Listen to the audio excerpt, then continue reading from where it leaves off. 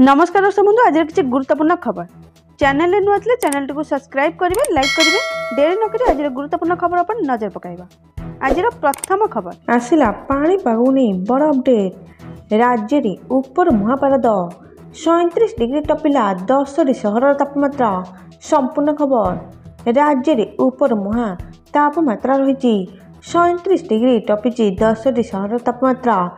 40 degree मुहा पश्चिम ओडिशा। रविवार बौद्ध बलांगीर में 38 डिग्री टपिची पारद। बौद्ध में तापमात्रा 38.2 डिग्री छुई। राजधानी में दिनक 2 डिग्री तापमात्रा बढ़ी। आज झारसुगुड़ा सुंदरगढ़ टेटलागढ़ अनुगुल बलांगीर संबलपुर बरगढ़ में तापमात्रा 35 डिग्री उपर रही आकलन कर मार्च मासरे स्थिति असंभाल होगा आशंका कराउछि। एबे उत्तर पश्चिम भारत राज्य को गरम पवन आसुछि। सेठारे वर्षा हेउनथिबारु सेठारे गरम अनुभूत हेउछि।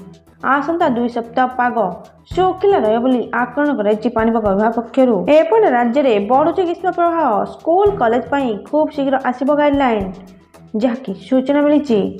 परवर्ती सूचना सुभद्रा योजना को नहीं बड़ अपडेट। यही दिन मिलिबो 103 किस्ती। डोर टू डोर सर्वे हेबो। संपूर्ण खबर सुभद्रा योजना को नहीं बुधवार एक बड़ खबर सामना को आछि।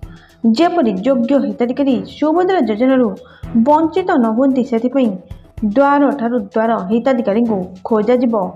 मार्च 31 तारिख में आवेदन प्रक्रिया बंद करी सर्वे करने को राज्य सरकार पक्षरु यही निष्पत्ति नियाଯାଇଛି बोली उप मुख्यमंत्री प्रभाती परिड़ा सूचना देते।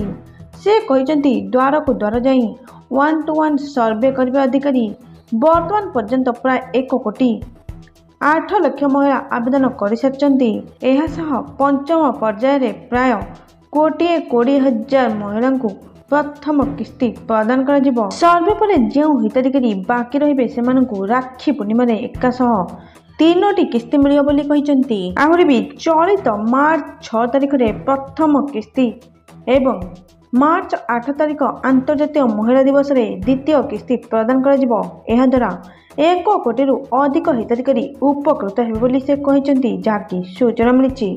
परवर्ती सूचना सोना दर को नहीं केंद्र सरकार बड़ घोषणा। संपूर्ण खबर केंद्र सरकार एक गुरुत्वपूर्ण निष्पत्ति नहीं निकट में सोना और रूपा उपर एक गुरुत्वपूर्ण घोषणा कर भारत सरकार संप्रति सोना और रूपा उपर आमदानी शुल्क ह्रास करने को निष्पत्ति नहीं। विशेषज्ञ माने कहते सोना मूल्य को प्रभावित कर संभावना रही। आकलन अनुसार मूल्य ह्रास पाइबार संभावना रही। सरकार सोना उपर 10 ग्राम आमदानी शुल्क प्रति ह्रास कर वर्तमान यही शुल्कर मूल्य 265.36 को ह्रास कर। सोना आमदानी शुल्क मूल्य होची देशर आमदानी होतिबा सोना उपरे लागू होतिबा शुल्क गणना सरकार स्थिर करथिबा मूल मूल्य।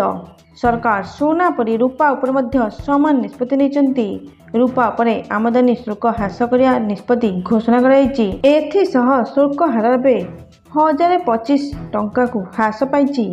ओडिशा राजधानी भुवनेश्वर 22 कैरेट सोना रेट 80,100 टंका। एही बली 24 कैरेट 10 ग्राम सोना किनले आपन को 87,380 टंका रही जहाँकि सूचना मिली। परवर्ती सूचना द्वितीय सेमी न्यूजीलैंड दक्षिण आफ्रिका। संपूर्ण खबर चैंपियन ट्रॉफीर द्वितीय सेमीफाइनल में बुधवार न्यूजीलैंड भेटिब दक्षिण आफ्रिका को। न्यूजीलैंड ग्रुप ए द्वितीय दल भाव सेमीफाइनल आसवा बेले दक्षिण आफ्रिका ग्रुप टॉपर भाव आत्मविश्वास रही।